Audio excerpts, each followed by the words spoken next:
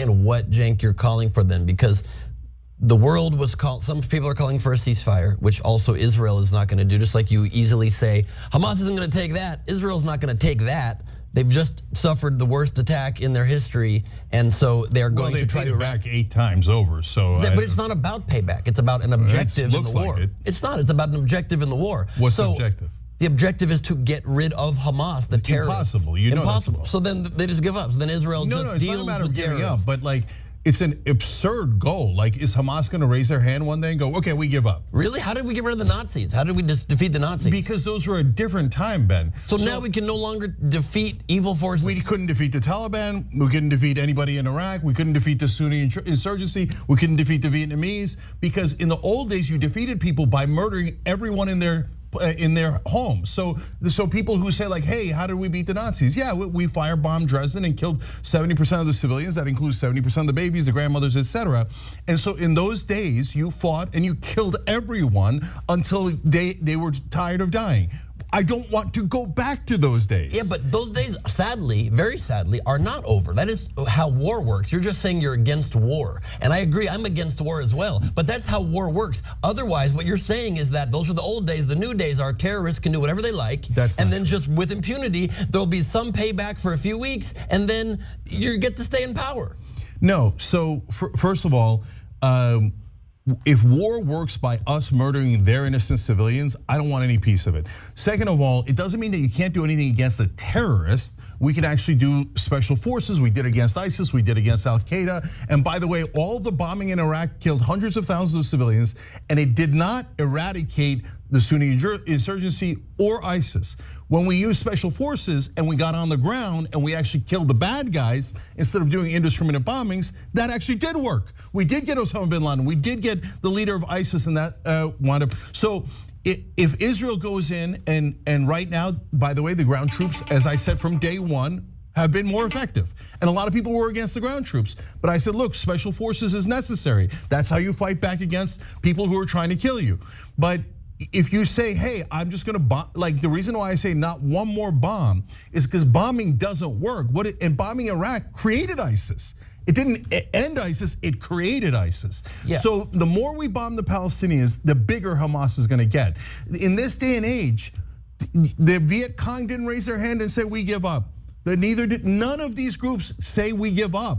And Hamas is never, ever going to say we give up. So if that's the standard, that means we're just gonna keep butchering Palestinian civilians. But by that exact standard, you're acting as though the bombing was just purely, as you seem to think it is, for revenge or retribution. They were bombing these buildings, and while again, I'll say it every time, the innocent loss of life has been horrific, it was not for no reason, and it was not indiscriminately. It was to get rid of strongholds, buildings that they knew had Hamas strongholds in them, so that when they go in with the ground troops that you yourself were suggesting were a better idea and are a better idea, that they aren't a complete suicide mission for the Israeli troops. Also, in the immediate aftermath of October 7th, you said, of course, Israel has to respond and is going to bomb. It's just, you hope that it's not a hugely disproportional number. You said, I hope it's not 10 to 1, 100 to 1. The numbers have been horrible. They've been 5 to 1 or 6 to 1. That's not good, but it's because we're trying to take out a terrorist force that also is a government. And so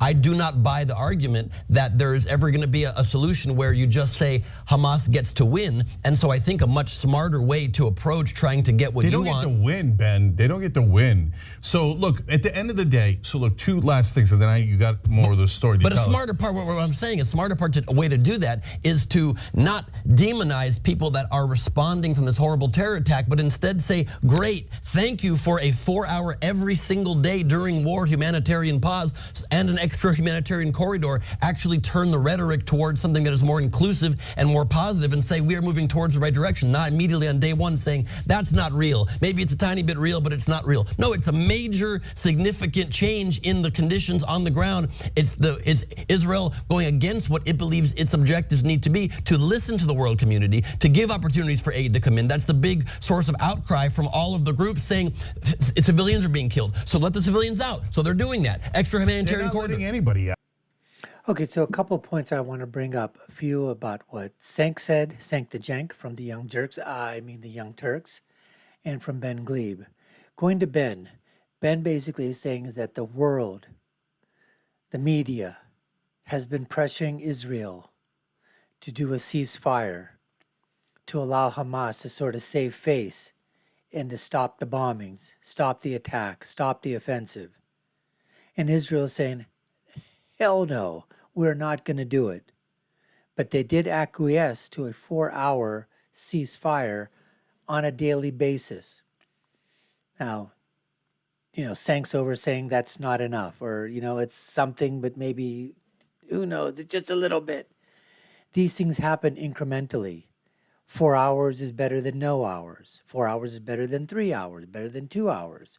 So if something can be done in the midst of this horrific, battle between the terrorist Hamas and Israel, you know what? I guess you take what it gives you. And the other thing that Cenk was basically saying, that if you want to fight a war and you want to fight a war the old way, he wants absolutely no part of it. Which basically then Ben replies to and saying that, what, we just give up?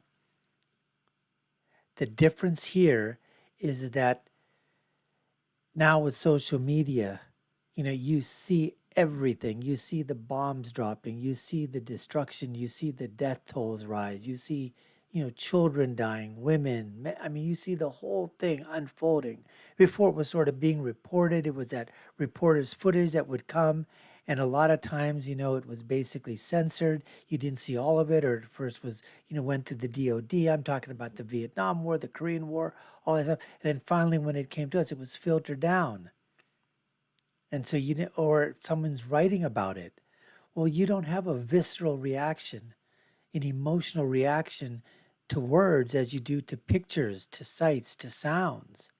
So of course, when you see the horrendous collateral damage that's occurring, and as Ben said, they're trying to knock out the structures of where Hamas is utilizing their command and control structures.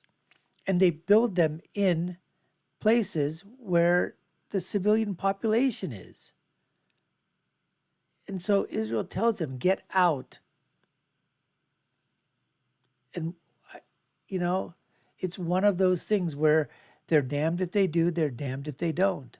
What do you do with a terrorist organization that is basically the head of state for a group of people that literally right now have no state, have no country? Anyways, we're going to continue with this debate. We're going to hear more from Cenk the Jank. But before you do, you're watching the Dr. Nasir Shaikh Show. I'm your host, Dr. Nasir, where I give you my political perspective from my political prescription, from my political perspective, as to what happens when all these things collide. Nations, science, medicine, social media, entertainment, culture, politics, religion, they all come crashing down. Let's get to more of Cenk and Ben. Gaza is a prison. You can't leave because Gaza. Egypt will not open their border. That's ridiculous. If Egypt opens the borders and the Palestinians go to Egypt, Israel's going to close the border and just take Gaza. No way. That's crazy.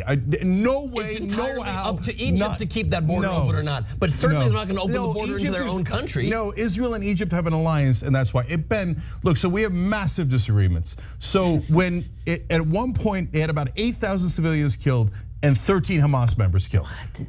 No, 13? They weren't trying to bomb Hamas. They were doing indiscriminate 13 Hamas members killed. Where are you getting that number? I got it from a news report. We reported on it. Hamas does not distinguish in their numbers between Hamas soldiers and civilians. You have no idea how many. Cenk got that from a news source. Oh, the Hamas Daily.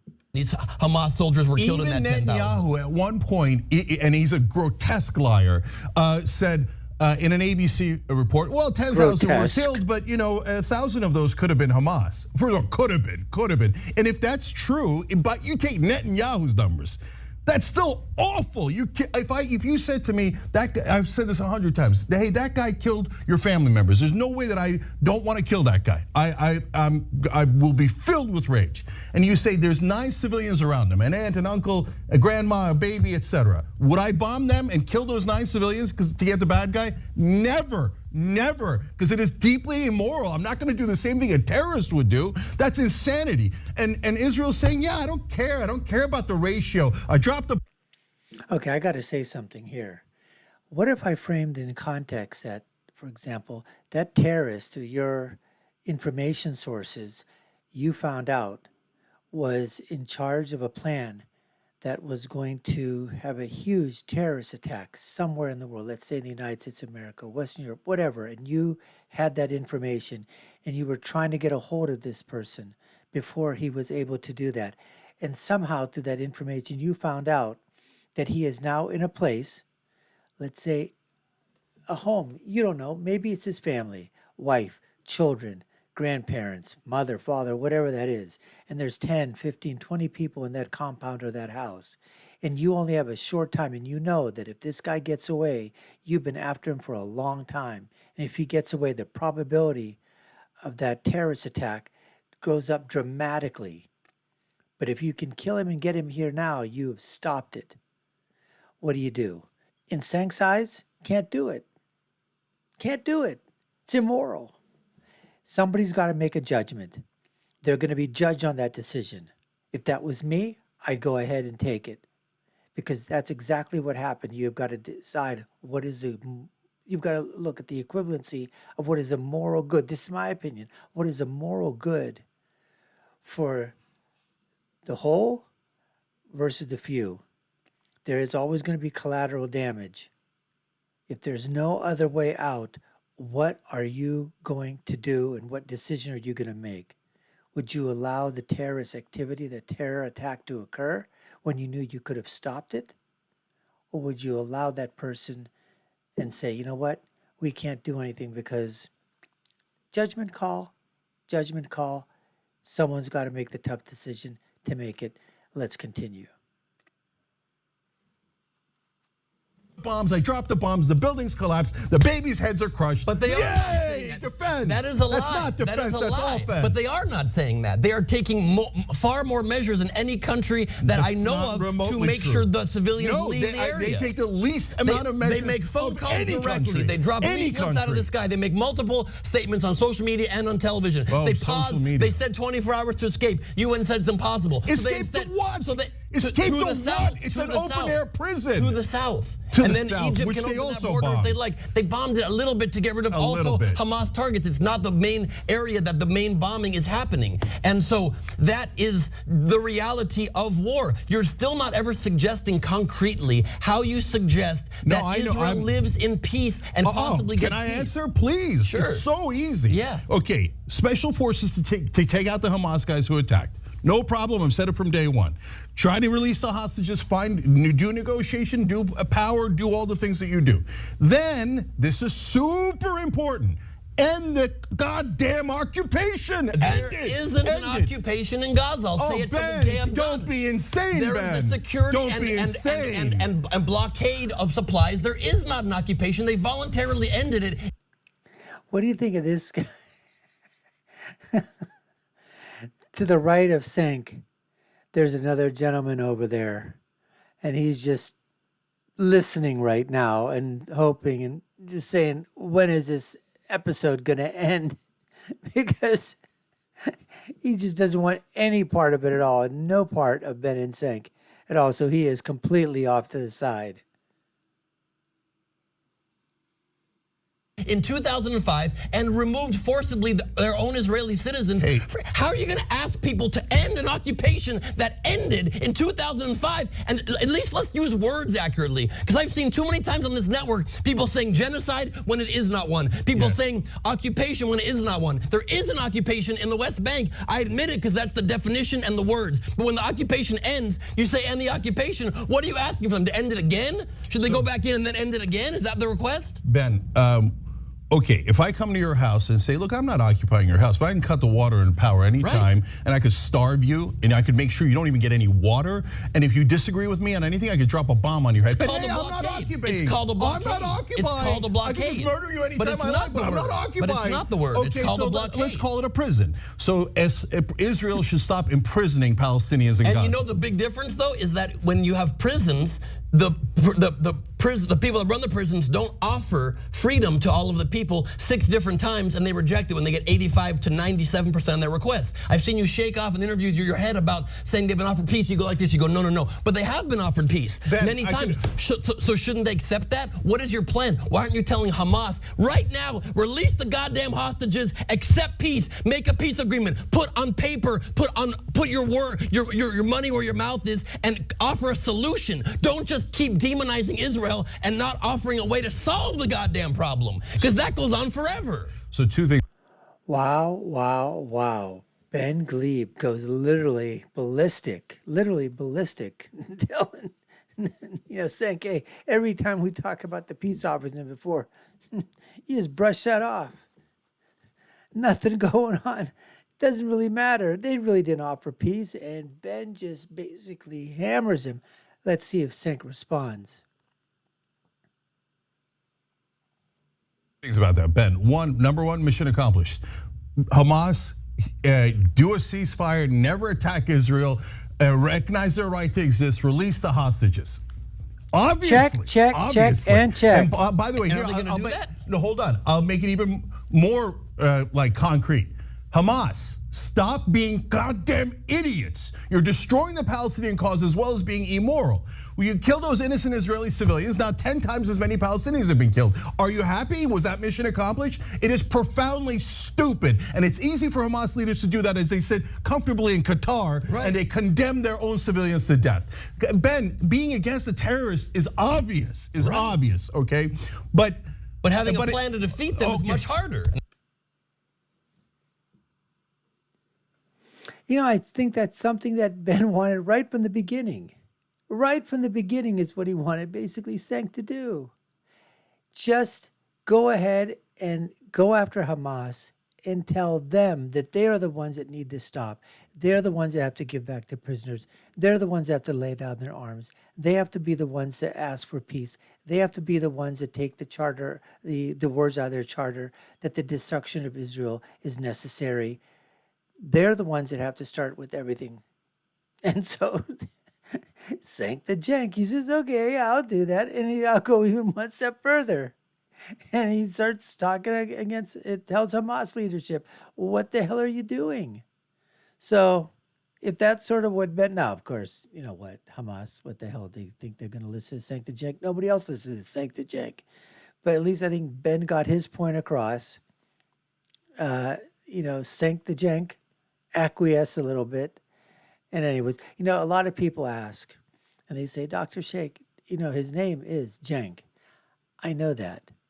But because he's such a bloviating blowhard, and he's such a pugilistic thug online when he's, going after people, I figured, he's thick-skinned, he can take it. So I call him Cenk the Cenk, from the Young Turks. The Young Turks.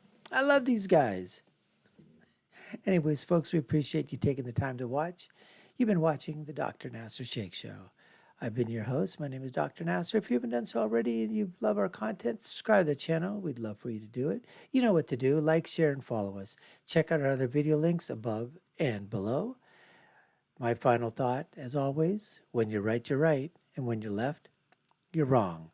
Until next time, folks, take care and stay safe.